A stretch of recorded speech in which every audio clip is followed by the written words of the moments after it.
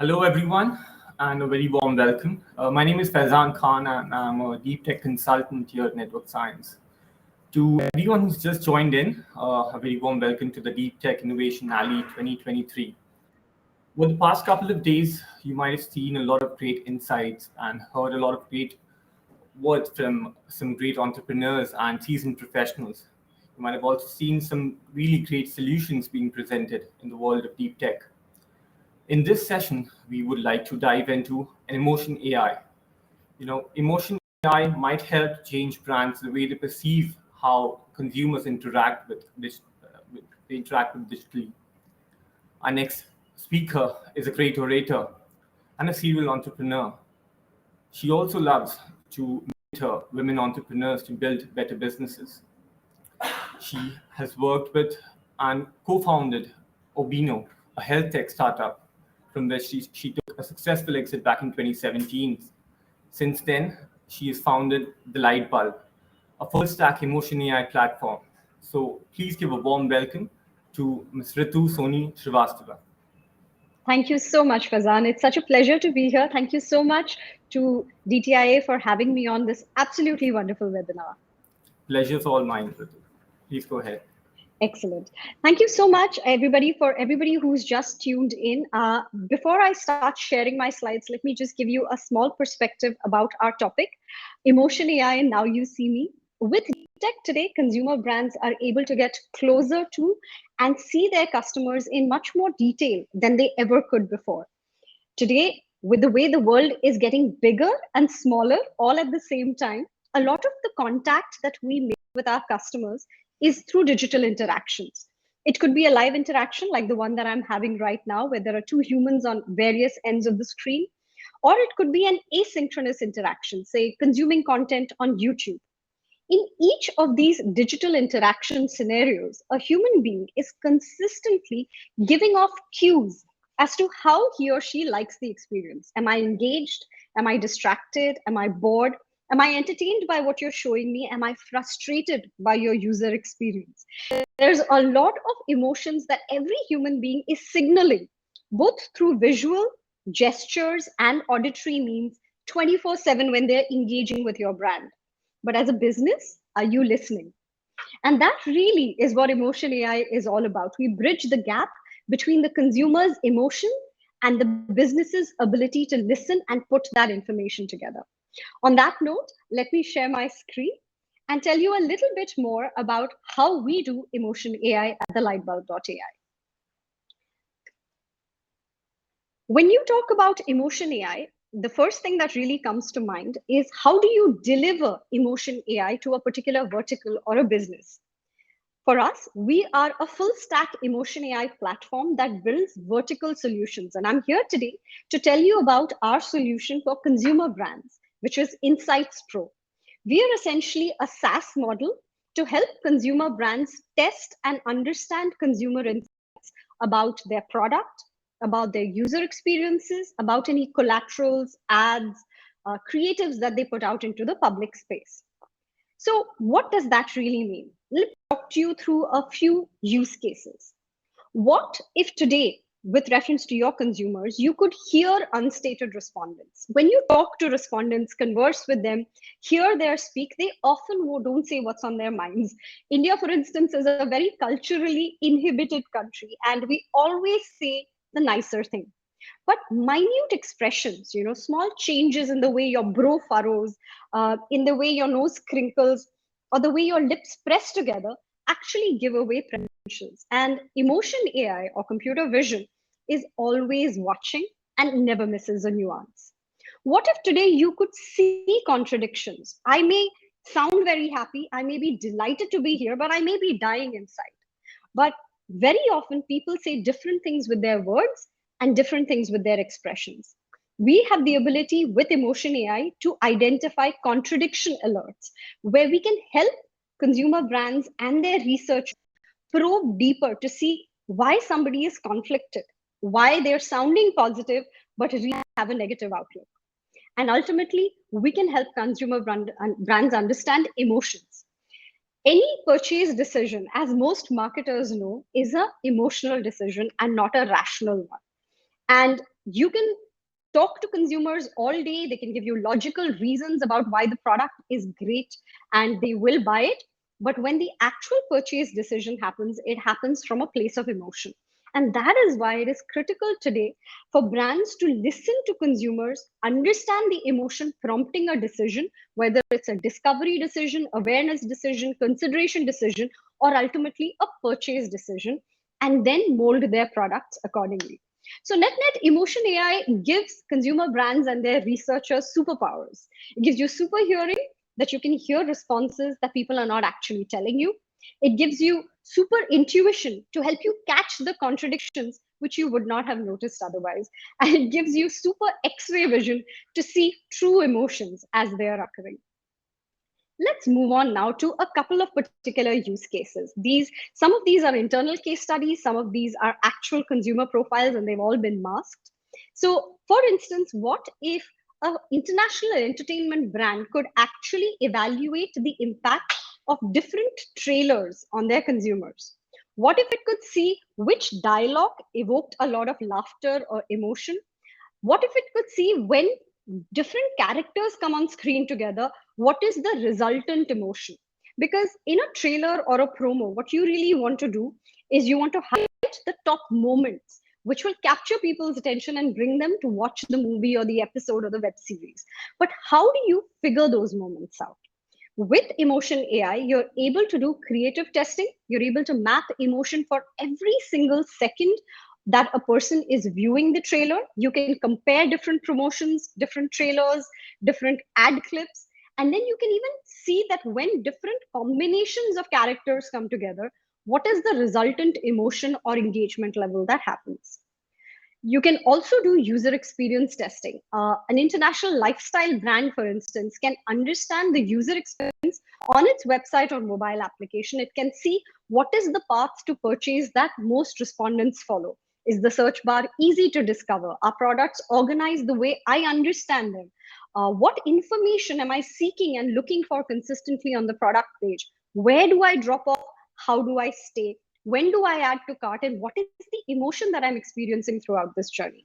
When I'm looking at a particular page, where is my gaze dwelling? Where am I scanning the information again and again? Is it easy to understand and process, or am I just getting confused? When you have put information, say about pricing or reviews on a particular page, is that attracting the right kind of attention? Are people dwelling on it long enough? Are they realizing that the information is there, or are they bypassing it altogether? So you can actually break down your user experience by multiple components and use emotion AI to address exactly the problems that you're having. Having high drop offs, figure out what's causing it. Not able to get conversions from a specific page, find out what information is missing. Multiple ways of testing human experience across your user experience. When you come to ad testing, this is a Bangladesh based market research company that we wanted to work with. And they actually tested a particular ad and discovered that while a lot of attention was being focused on the brand and the tagline, the entire attention was actually being stolen away by the celebrity cricketer in the background. So, a lot of times, though the common wisdom is to use a celebrity to attract high attention, it often works to the detriment of the brand itself, with very low recall coming through on the actual brand and tagline and positioning, and much higher recall going through the brand. So we've all heard these horror stories about brand managers spending millions of dollars building a brand campaign with a celebrity, only to find out that nobody remembers the ad, everybody remembers the celebrity, and they don't even associate it with the brand. Now, you don't want that happening to you. So, emotion AI is just one more way of seeking and breaking down this information to see what's really happening. You can also look at something called purchase behavior analysis. We did a campaign with a very large US-based market research agency that was working with the world's leading semiconductor and microchip I'm companies. sorry to interrupt, Ritu. I think your presentation is down. If you could reshare your presentation, because we I cannot. will do that right away. I am so sorry that it doesn't seem to be visible. Is it visible now? Yeah, now I can use it. Excellent. Coming back to our purchase behavior analysis piece, We were talking about the case of a US-based market research agency that wanted to understand purchase drivers and decision makers for a leading microchip manufacturing company. And they interviewed two different kinds of professionals. They interviewed design engineers who actually have an input into the technical process, and they basically interviewed purchase managers who are the commercial procurers, so to speak. What they were able to understand is that they could see distinct brand preferences being displayed by each of these segments towards particular brands through emotion. And very often they said they also noticed contradictions, that while some people followed the company line and said, we're not very happy with this particular brand, their personal experience and experience on the brand and joy on the brand was very high. So it also matters when you look at purchase decisions and realize that they are always not rational or as per company preferences. They are very often driven by personal preferences, personal emotion, and history. So how does all of this really happen? This is all powered by a product called Insights Pro. It's a emotion AI SaaS platform that helps consumer brands generate insights for content, products, user experiences. We deal across three major kind of use cases.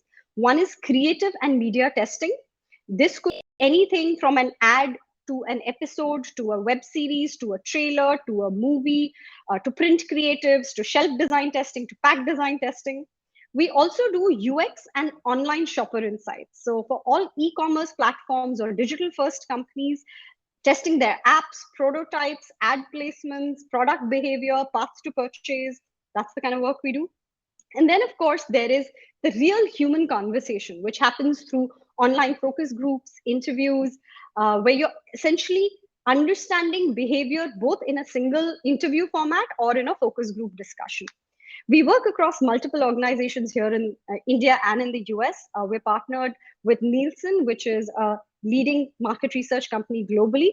We're also partnered with Quantum, with Kantar, Merrill. We worked with multiple brands, including Harappa, Times, and so on and so forth.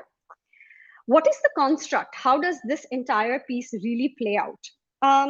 We actually deal with two kinds of projects. And for the people who don't really understand the consumer insights space very well, let me break it down.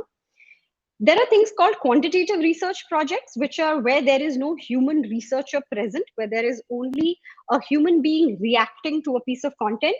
This would be, say, ad testing or UX testing or web series episode testing. And for that, we use technologies like eye tracking, facial coding, and surveys.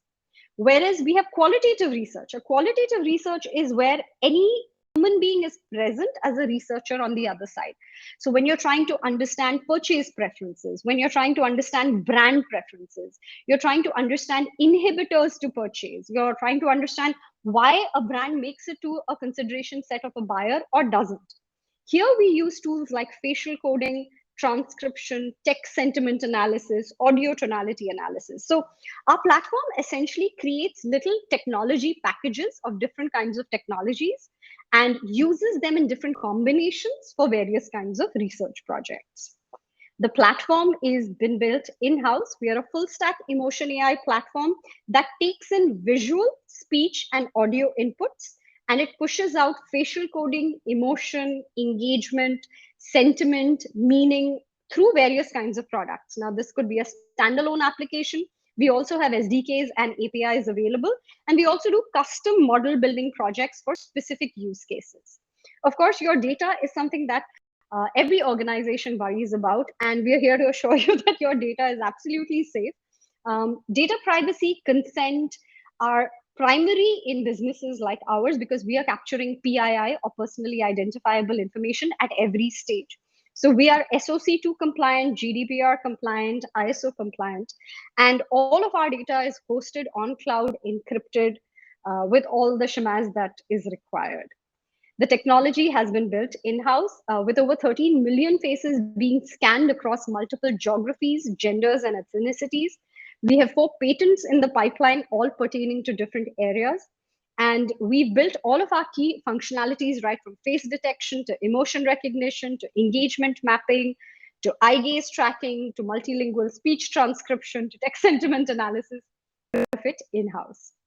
So what exactly do all of these technologies mean? Let's just take a brief glimpse of them. There's something called facial coding. So whenever you are watching anything on screen, any screen, your face is actually depicting two kinds of parameters. One is it's showing emotion. I could be happy, I could be excited, I could look a little suspicious, I could look angry. The system picks up and identifies various emotions, classifies it as negative or positive. And the second parameter that it identifies is engagement. Am I leaning into screen? Are my eyes focused dead on relative to screen? Is my body position looking like I'm kind of distracted? Am I looking away from the screen? Am I reading something off screen? All of these get interpreted as engagement or distraction. That's facial coding. In this, we are able to generate emotion scores to show which emotion is dominant at any given point of time. We're able to see what are the emotions at various parts of a purchase process, from discovery to consideration to purchase. We are able to see what is capturing attention at an aggregate level or at an individual level. Then we do eye tracking, and eye tracking has three key components. It has attention, so people can actually figure out where exactly you're looking, how it is distributed over the stimulus, and what is attracting attention. Those are heat maps. Then discovery, gaze plots. Which order am I going in? Am I going left to right? Am I going top to bottom? Diagonally? Is my eye shifting from stimulus to stimulus across the entire screen? And identified stimuli. In any particular creative, if there's one particular area where I want to see exactly what's happening, can I deep dive into that in the pricing or the product section? What exactly are people looking at? I can go down to that level. Then, of course, we have the conversational analytics, which is speech transcription and text sentiment. We do multilingual speech transcription, but we do text sentiment only for English. So from there, we do audio to text conversion. We then mine it for sentiment. We measure the rate of speech, also assess filler word count. Are you coherent? Are you nervous? Are you excited? Are you happy? Is the language that you're using positive? Is it negative? All of that filters down through various metrics. I'll stop now and stop sharing my screen as well. And I'd be happy to take any questions if there are any. So Ritu, you talked a lot about testing and understanding facial coding of what the consumer is doing, right? So this is probably all in a controlled environment, as I understand. So what do you think could be the possibilities in the wider scheme of things, right? In terms of having consumers interact with this software with something like this, in the wider scheme of things? I think that's a great question, Faizan. This is the question that does come up quite often in various conversations, especially with consent and data privacy being one of the primary hot topics, in IT space today. Now, some of the use cases that we work on, for instance, consumer insights, works with paid respondents. These are all pre-planned tests that brands or market research agencies conduct. And there are explicit opt-ins taken from paid respondents of a particular demographic, where consent is sought to capture their information and mine it. Of course, their data needs to be handled with care.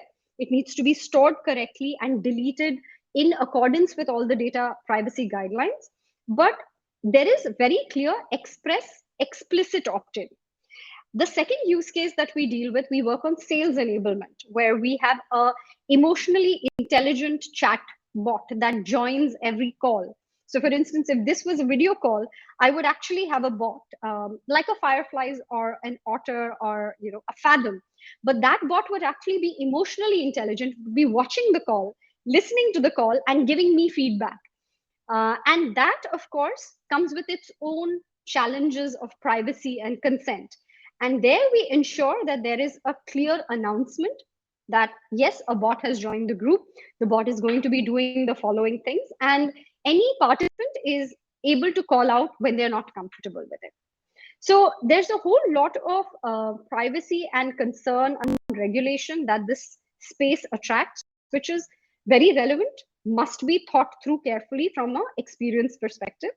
And I think as we grow, the fact that you take user permissions into account and keep them in the forefront of your product design is something that we're going to be working with. Great. Lovely to hear that. And as any AI model, right? So there has to be a lot of information that has to be put into the system to understand and to execute the processes that you're talking about. So how would you describe as to how exactly you train the system to understand facial nodes and sentiments as such? That's a lovely question. It goes to the heart of what we've built, and I will explain with a very clear disclaimer that I am not a tech person, so all the omissions are mine and all the mistakes are mine. So, with that disclaimer, we work primarily as a machine learning.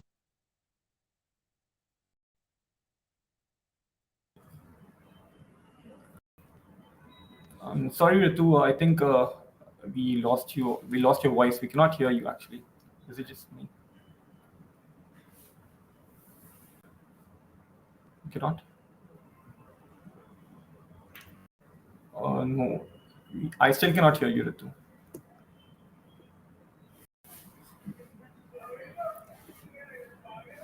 There's a, just give me 1 second. Let me see.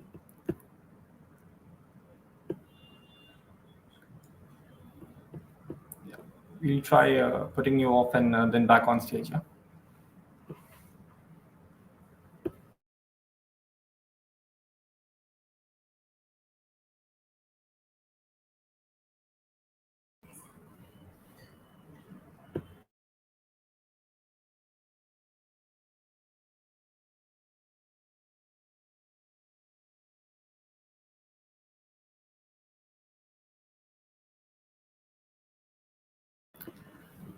To the audience, just give us a few seconds. I mean, there's always some kind of technicality around these video conferences, right? So just hold on, right?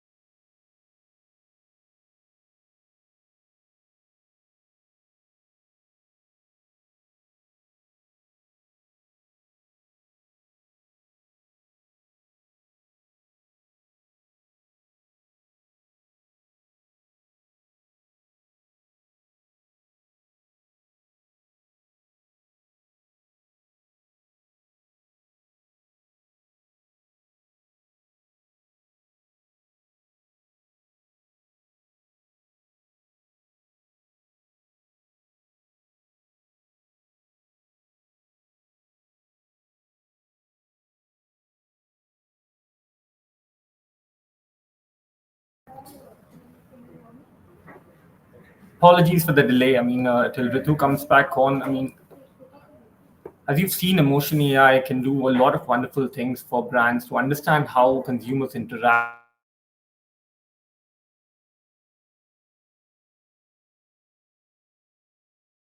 And if you would want to know more about it, there'll be polls at the end of the session. And after we've had Ritu back on, we can discuss a few questions with her. And there'll be polls. And if you would love to know more about it, you can always reach out and let us know how the session was and more. Hi, Faizan, I'm back.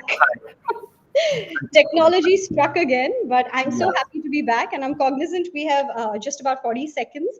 So I'll quickly respond to the question that you were asking with reference to how machine learning works. So machine learning is essentially all about teaching a system to see the same things that a human being does, and it does that through imitation. So if you give it enough amount of data, then any new data coming in, it compares to the base and says, with 85% accuracy, it matches this sample in my database, and therefore it's happy. And that's really the construct of how any machine learning works. And then we lay a proprietary AI algorithm on top, which then decodes that information. So that was a quick explanation, and that's how I've learned it. So I hope it was easy to understand. Yeah, that's quite easy to understand. And I mean, there are some questions from the audience as well. And one was quite similar to this question that we've just discussed as to how accurate do you think the facial recognition and tonality recognition is? So I So if think you like, accuracy is a hotly debated topic in any emotion AI or any kind of AI format. And any AI system is only as robust as the data sets that power it, right? Which is why we have built a full stack emotion AI platform, because the more versatile your base data set and the more information flowing into it from multiple industries, geographies, contexts, use cases, the richer it becomes overall. So if a sales enablement stream is feeding it, if a consumer insight stream is feeding it, if mental health therapy is feeding it, if gaming is feeding it, you can only imagine the diversity of the data set and how powerful that becomes over a period of time. I think the one thing that we figured out pretty early on is that any AI machine learning space is a long game. It's not something you can build and bring to high accuracy levels within 6, 8, 10 months. This is a 5-year, 10-year time frame. And those are the kind of timeframes that you have to look at. Most AI systems are accurate anywhere between 75 to 90%. And this is why we stay strictly away from mission critical applications. When I mean mission critical, one of the very interesting uses of emotion AI is in online mental health therapy, right? Are you creating the kind of impact with your consumer or patient that you want to? If you're trying to help them feel less suicidal, are you, on the other hand, pushing them into depression? Now, these are mission critical applications. You can't afford to run with a 90% accuracy here, because that 10% can have major implications. But consumer insights, brand stories, sales, these are non mission critical applications. It's great if you get an 80 to 90% accuracy. It gives you a very clear direction, but it doesn't kill someone when you get it wrong. So I think that's the context in which we like to address accuracy. it was great talking to you, Ritu, and thank you for the amazing session. And we'd love to discuss more, but since we are strapped for time, we would like to end the session here. And there are polls coming up for the audience, and do let us know if you would like to know more about it and how the session was. Thank Thank you, you. Faizan. It was a pleasure. Thank you for your time. Thank you for your time as well. And for the audience, please stick around for the next session. There is an amazing panel discussion coming up. And yeah.